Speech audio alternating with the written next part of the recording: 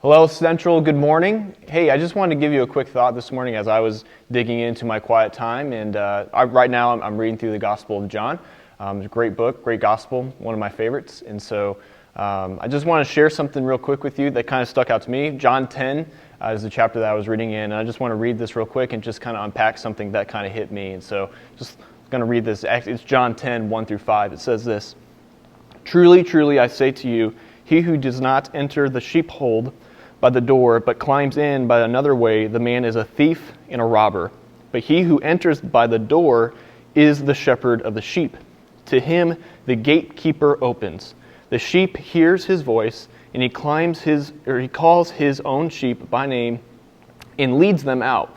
When he has brought out all of his own, he goes before them, and the sheep follow him, for they know his voice. A stranger they will not follow, but they will flee from him, for they do not know the voice of strangers. I almost think of this like shepherding 101, because right here, Jesus is kind of giving some insight of what shepherding looks like. For me, I've never been around sheep a whole lot. I haven't been a farmer or anything. I haven't lived on a farm. And so Jesus is kind of teaching me right here what shepherding looks like. And so after reading this, I actually went on YouTube and I looked up, shepherds talking and sheep coming, and it's actually fascinating. I found a video of a shepherd that kind of put this to the test. He actually got three people, random people, and he had them say his sheep call that usually he'll use to call his sheep. And so his sheep is in this giant pen, and there's literally probably hundreds. And these random people are using his call. I can't say it's like Norwegian or something. I don't know. But they're saying it, and they're just ignoring him. It's really funny. And so after those three people do it, the shepherd comes over to the gate, and he does his distinct call. And it's really interesting. You can see these sheep kind of perk up their head, and they kind of stare. And literally seconds later, they're all running towards the shepherd.